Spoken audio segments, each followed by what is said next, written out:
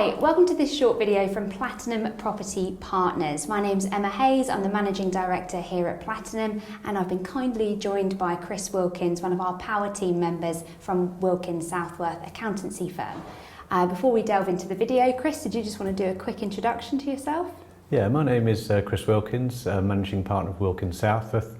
We act for PPP, we act for Richard Davis, we've done that for over 25 years. We act for some of the largest property franchises and businesses in the country.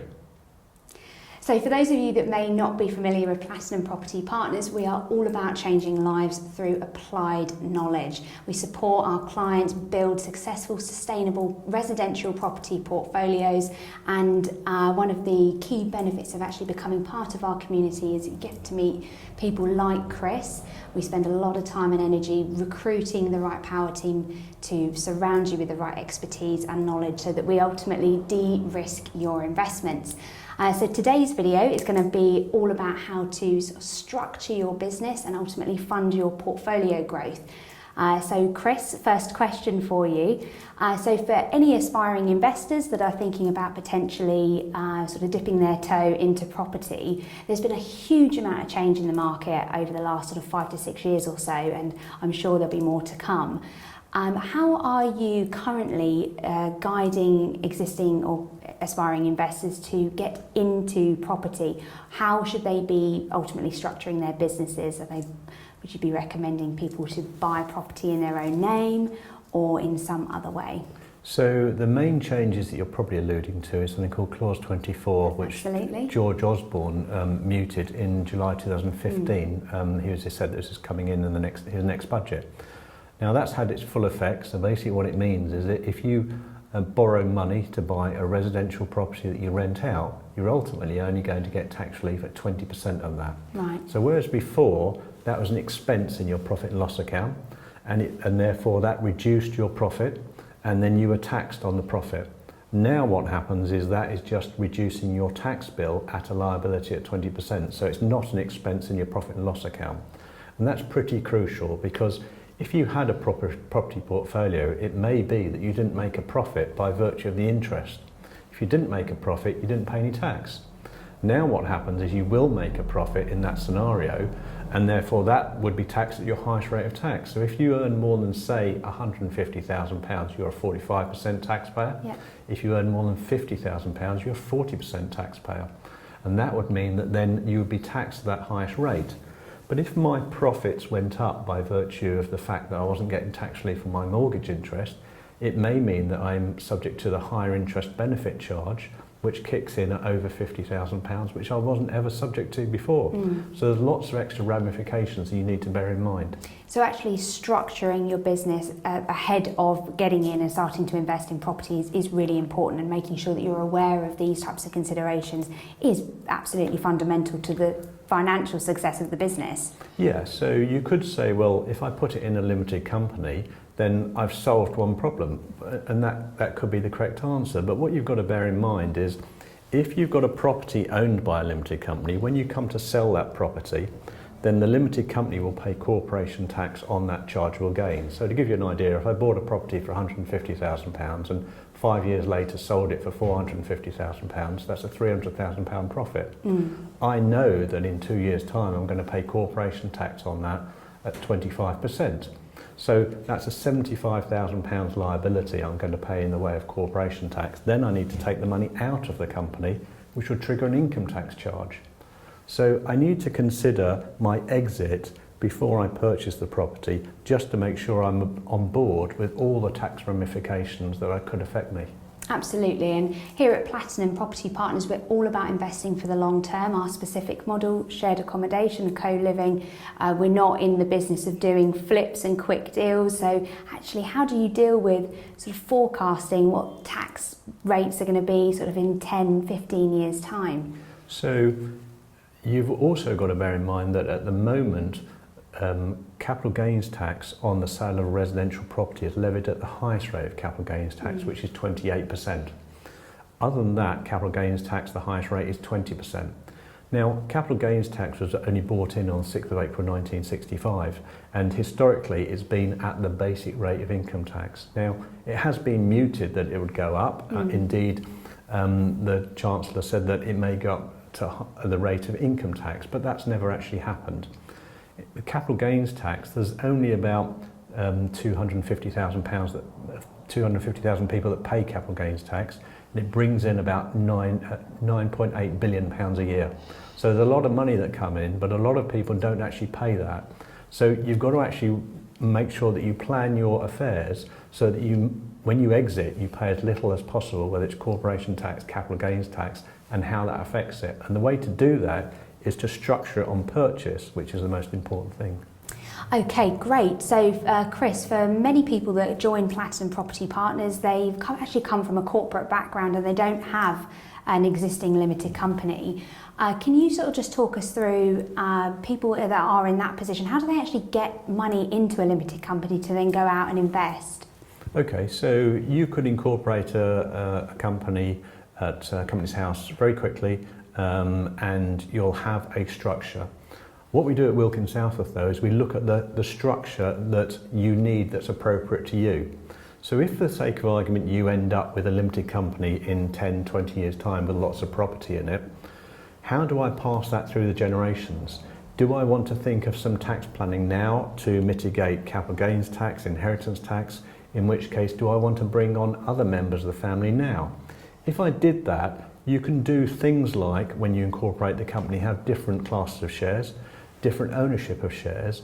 How much does mum and dad want to own? How much do the children want to own? Do you want to think about that now? Because if I sell that company or the properties in the company, it may be that the capital gain is spread amongst the family, not just in mum and dad's name. And that may be something to bear in mind for future generations. It also helps with inheritance tax, with the mitigation of that.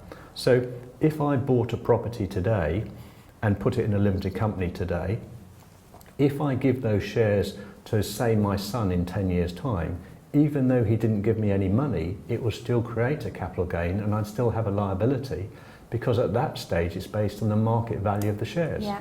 So if I wanted to do that in 10 years' time, do I want to consider bringing that forward when my capital gain is at a lower rate, or indeed on incorporation when it's zero?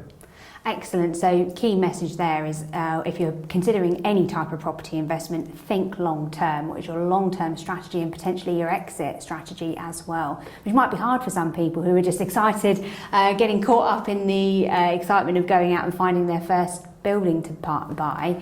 Yeah, but that's why people come to a firm like us, because we do a lot of the property tax planning. So yeah, what you'll find is that if you come to an experienced firm, they will just generate the question. Then some people say, look, I hadn't thought about that, good question though, and then they have a chat in the family. And it may be that rather than finding out in 20 years' time they've got this enormous capital gains tax liability, if you start the conversation earlier, they've taken it on board, decided what they want to do, and you've suddenly mitigated an enormous problem that would be coming down the line. And as an investor, that's quite a massive advantage then. Although the tax change that came in a number of years ago has encouraged everybody to start buying through limited companies, that's actually gives them huge flexibility from a tax planning and legacy perspective. Yeah, because if I had a limited company in my name with a lot of properties, then broadly speaking, there's two main capital taxes: capital gains tax, which I pay when I'm alive, or inheritance tax, which I pay when I die. The thing about capital gains tax, if I own the property in my own name, the capital gain is assessed broadly on the sales price less the purchase price. And then I'd pay capital gains tax at the moment at the highest rate of 28%. If I did nothing and died, then inheritance tax would be levied on the sales price at 40%, subject to any reliefs I can claim. So inheritance tax generally is a more expensive tax, in which case you want to think about this sooner. And as I say, even if I just gave the property to my family, I would still create a capital gain because it's passed to an associate of mine, and that's got to be at market value. So therefore I would have a liability at 28% on that. Excellent, which I think reinforces the importance of surrounding yourself again with the right team. None of us can be experts on everything, and when you're into property investment there's quite a lot to be expert on. So having power team members like yourself, Chris, is incredibly valuable. So, Chris, as I mentioned, most of our clients joining PPP do have a sort of a corporate background, so perhaps used to receiving this like a monthly salary via PAYE.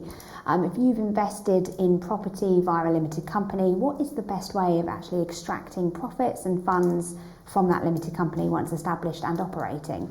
So the crucial thing is when you set up a company, you can have different classes of shares. So you might have different family members. So it may be that once you've got profits, once you've got distributable profits, you might want to take a dividend. If, for the sake of argument, you set up a company on incorporation and say the people in the family who are over 18 can take dividends out of the company, you can get £2,000 dividend tax-free. It may be that some members, some shareholders don't use up their basic rate tax band. They may be able to take dividends out up to £50,000 and the maximum tax rate they'd suffer is only 7.5%. So you can extract money out. It may be that if there's people in the family that are working in the company, you can pay them. And the other crucial thing is that you need to set up the company correctly so that you've actually claimed for all the directors' expenses. If there's a director's loan account, then you can take that money out tax-free. So if directors have incurred expenses on behalf of the company, if they've lent money to the company, they put that in tax-free and take it out tax-free. And therefore you can spread that around amongst the family if you wanted. So you can maximise what you take out, not just as income, but repayment of loans, etc. Excellent, thank you very much. So this has been great, Chris, talking about different considerations that new investors may need to bear in mind, how to maybe draw on family as opposed to just investing as an individual, how to structure and fund the business. For existing investors and perhaps watching this video today, what are your sort of latest top tips on incorporation for people that perhaps haven't migrated their properties into a limited company yet? Is this still an option for them? Yeah, it is very much an option. What they should be aware of is something called, there's a case called Elizabeth Moyne Ramsey. Elizabeth Moyne Ramsey was a lady that had 10 flats in Belfast, and I think she rented 5 out. And the question is that if I own a property today and I introduce it into my limited company, I would create a capital gain on me because I'm selling my property to my limited company. If I've got 60 properties, then I'm probably running a business. If I'm running a business, I can claim something called incorporation relief, which means then I can put the properties in the company. In return, I can receive shares, and that won't crystallise a capital gain on me personally. So the Elizabeth Moyne Ramsey case was really, if we have a spectrum of 1 property or 60 properties, where along that spectrum does it become a business? Absolutely. And in that scenario, out of the 10 properties, the flats she had, 5 were rented out. And in the lower tribunal, she lost. She then went to, her son took it to the upper tribunal, and it was heard by a judge called Judge Berner. Mm-hmm. And what he said is that let's consider whether you're running a business. Now, a business isn't defined in the Taxes Management Acts, but he said, well, what is a business? So he said, well, I think it's an earnest endeavour. You've got to do something more than a passive rental income. And on that basis, what did your mum actually do? They said, well, I think she spends at least 20 hours a week on the business. She's mending fences, she's vetting all the tenants, she vets them when they come out, she ensures their cleaning is done. She looks after the property, and she's actually putting a lot of time into this business. Now, Judge Berner said on that basis, what I think is that I think you actually are on a business. So if you are a business, you can claim incorporation relief. So what we've done is we've gone from, say, 60 properties down to, in this scenario, 5. And in this scenario, what it meant, you could put 5 properties in the limited company. The limited company could then give you shares. Then you claim incorporation relief, which means it doesn't crystallise a capital gain on you personally. And the question is where you are on that spectrum as to whether you are a business. And if you can invoke Moyne Ramsey, you can utilise that to your advantage to mitigate your capital gains liabilities. Now, there used to be, you used to get advance clearance on that. HMRC don't give you advance clearance on that now, so you just have to declare that in your tax return and then see if they raise an inquiry on it. It sounds like, Chris, again, going back to what we've talked about a lot today, is that actually the property market just doesn't really stand still. Even if you've invested a number of years ago, this sort of incorporation move is about sort of staying current and keeping your business tax efficient. And that really resonates with what we do at Platinum Property Partners. It's all about long-term de-risking, thinking about the future, thinking about exit strategies, and making sure that you've got, again, the right people in place to advise accordingly. Yeah, sure. You need to ensure that you go to a firm that's actually done this type of stuff before, because what you need to consider is if you do go down that route, you need to consider mitigating SDLT, because there will be SDLT liabilities in addition to capital gains tax liabilities. And that can be absolutely devastating tax bill. Exactly. So you need to structure the way you deal with this, and at Wilkins Southworth we've done quite a lot of these before. So you then need to ensure that once you structure it, you've got a plan in place to make sure that you mitigate both of these liabilities, which, if they go wrong, are significant. Absolutely, and I think, again, when you're investing in property, it's a lot of money that's ultimately being sunk into the different deals, whether it's renovations that you're doing or sort of the structuring of the business. So making the right decisions at the right times is absolutely imperative. Yeah, it's key, and you need to really work out why you're doing this. So you need to plan to work out how you're going to exit this, if that's what you want to do, or how you pass it on to the next generation. You want to look at both scenarios before you go down the limited company route, and if that's the route that suits you, then off you go with the right advice. Excellent. Well, thank you very much for joining us today, Chris, and we hope you found that helpful and interesting. That we'll be doing more videos with Chris over time, no doubt. Just before we sort of wrap up and call it a day, are there any final tax top tips that you'd sort of throw out there to aspiring investors, key things to be aware of before jumping into your property journey?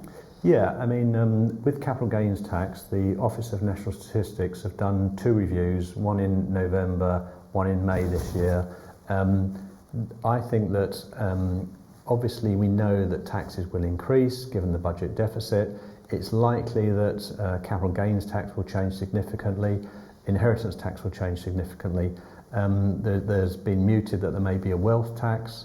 At the moment there's wealth tax in Spain, Switzerland, France, some sort of quite countries that are very local. So you need to ensure that it's a bit like a good sailor. What I say to clients is that if I'm sailing from Southampton into the Channel, I want to know the weather in the Channel before I set sail, and tax planning is the same. So what you need to do is, if you go to someone who's looking to the future, because I know for the sake of argument corporation tax will go up to 25% in 2 years' time, you want to look at those type of situations as to how that will affect you and how you plan accordingly.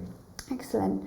Well, there's loads of exciting, very interesting information constantly being released in the media about all of these tax changes and other areas of the property industry that are being impacted by all sorts of bits and pieces. Do check out the Platinum website. We've got tons of resources on there, or subscribe to our newsletter for regular updates to keep ahead.